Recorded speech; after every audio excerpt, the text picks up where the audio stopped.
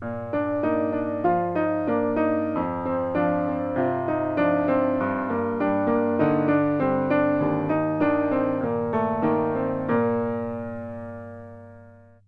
¿qué tal? Paz y bien, ¿cómo están ustedes? De nuevo compartiendo la teología en nuestra vida con el padre Pablo Zúdar. ¿Qué tal, Pablo? ¿Cómo estás? ¿Bien?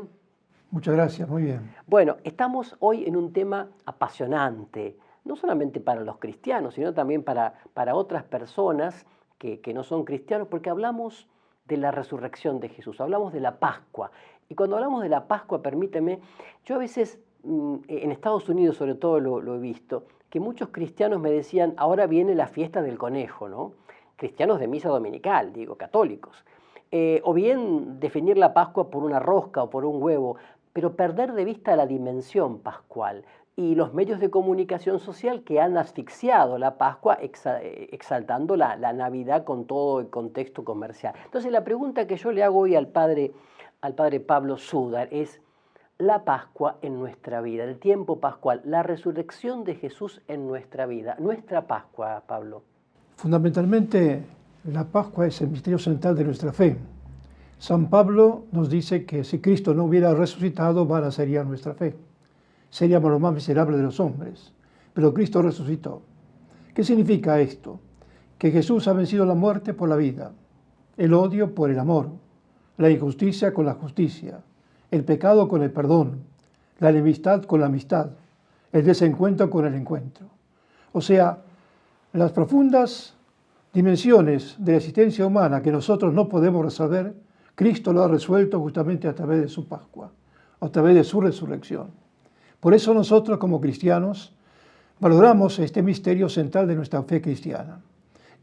Pero no solamente lo recordamos como un misterio pasado, sino que lo revivimos en nuestra propia vida a través del sacramento del bautismo en la vida de la Iglesia. Pablo, ya que dijiste la palabra misterio, ¿la podrías explicar a la gente así sencilla, simple? ¿Qué es misterio? ¿A qué llamamos misterio? Claro, llamamos misterio justamente a un signo, ¿no es cierto?, que se revela, ¿no es cierto?, a través de diversas dimensiones en la vida de la Iglesia. Claro, no se refiere al misterio de las películas de terror o de suspenso. Por supuesto. Es otra cosa. Claro, es otra dimensión.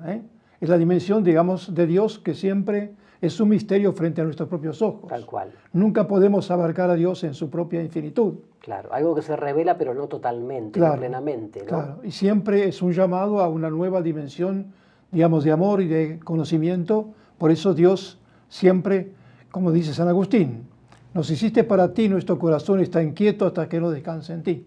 Exacto. Esa inquietud honda, profunda en el corazón de cada persona es justamente el misterio que Dios propone como sello en nuestra propia vida personal. O sea que todos los bautizados estamos llamados, invitados, convocados por pura gracia, ¿no?, por esta iniciativa del Padre Dios en Jesús, a renovar nuestra alianza bautismal en cada Pascua, es decir, a volver a experimentar que somos hijos amados de Dios, ¿no? Esto es muy lindo, ¿no?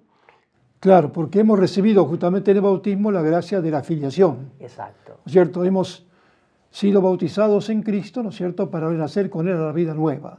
Y la vida nueva significa justamente eso, haber recibido el espíritu de hijos por el cual llamamos a Dios nuestro Padre. Y vivimos entonces en esa relación de amor filial hacia Dios nuestro Padre y también la relación fraternal entre los hermanos en la vida de la Iglesia. Claro. Entonces, ¿cuáles serían los efectos, digamos así, de la Pascua en la vida de un cristiano católico, de un cristiano, de un creyente, de un discípulo de Jesús? ¿Cuáles serían los efectos de la Pascua? Fundamentalmente lo que dice San Pablo, no vivir de acuerdo a la carne, sino vivir de acuerdo al Espíritu. Y de acuerdo al Espíritu, ¿qué significa? Vivir en el amor, vivir en la justicia, vivir en la solidaridad, en la fraternidad y en la paz. Y está bien, y dijiste un término que San Pablo le da un sentido distinto a lo que podemos entender hoy día, porque a veces cuando se dice no vivir de acuerdo a la carne, la gente enseguida lo asocia a las bajas pasiones, generalmente unido a la sexualidad, ¿no? Pero San Pablo es mucho más amplio, habla de aquello que me tira para abajo, o sea, aquello que me hace digamos, mediocre, aquello que no me permite volar, ¿no? Es esa la dimensión de esta sarx, ¿no? Que dice San Pablo. Claro, aquello que se opone en el fondo al proyecto que Dios tiene para nosotros. Tal cual, que es el tema del pecado, claro. Que yo siempre lo veo así, ¿no? Como yo le llamo el gran muro de Berlín, que impide al amor del Padre Dios llegar a mi vida, porque yo construyo ese muro, ¿no? Ese es el tema del pecado. El pecado es eso, es un muro que yo mismo construyo y que no permite que el amor de Dios, la gracia de Dios pase a mi vida. Por eso la Pascua realmente, como yo recuerdo mucho en Salta, en septiembre de cada año, cuando hacen esa magnífica, maravillosa procesión del Cristo del Milagro, que van hasta el Cerro San Bernardo, que son a veces 400.000 personas, ¿no? Me he emocionado al ver ese gesto. Recuerdo que muchísima gente me decía, Padre, esta es nuestra Pascua, porque ¿cuál era el lema y cuál es el lema de cada año?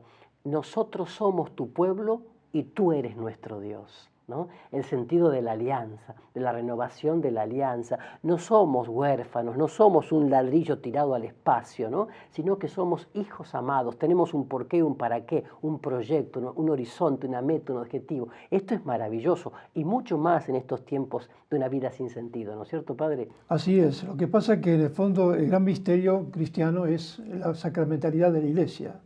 Santo Tomás nos habla de que el sacramento es memoria, presencia, profecía y compromiso. Memoria de lo que sucedió, Cristo resucitó. Pero es presencia porque Cristo resucitado se sigue dando en cada sacramento, de un modo particular en la fracción del pan. A través de su palabra, cuando se proclama la palabra de Dios, es Cristo que nos habla. A través de la vida sacramental de la Iglesia, es Él que da y nos regala su presencia para transformar nuestra propia vida. Por eso decimos es memoria, presencia, profecía, porque un día vamos a contemplar a Dios cara a cara, lo que ahora recibimos a nivel de signos. Y por último es compromiso, para que como cristianos concretemos en nuestra propia vida el misterio del amor de Cristo resucitado en nosotros y entre nosotros. Bueno, entonces, la resurrección de Cristo en nuestra vida. No sé si sería en este momento preciso pedirte un ejemplo, quizás testimonial, quizás no, de lo que puede ser hoy por hoy, en un mundo, como decimos, posmodernista, a veces durísimo para mucha gente, el efecto de la presencia de Cristo resucitado y de la Pascua en la vida de los creyentes. Vos como sacerdote, 57 años de ministerio, ¿tenés algún testimonio, algún ejemplo de eso? Bueno, yo lo experimento mucho en el tema, digamos, de la reconciliación. Ajá. La Pascua siempre es un paso hacia una vida más plena de amor con Dios y de comunión con Dios. Y uno como sacerdote experimenta justamente ese paso porque Dios siempre llama con gemidos inenarrables en la historia y la vida de cada persona. Por eso como sacerdote uno es depositario de ese misterio de gracia, de un paso de la vida del pecado a la vida del amor de Dios, a la vida de la gracia. Para mí es un consuelo enorme y a la vez también, digamos, uno percibe la presencia de Dios de un modo extraordinario cuando muchas personas vienen justamente a reconciliarse con el Señor en el tiempo de la Pascua. Han dado un paso definitivo hacia el misterio del amor de Dios que siempre está con ellos.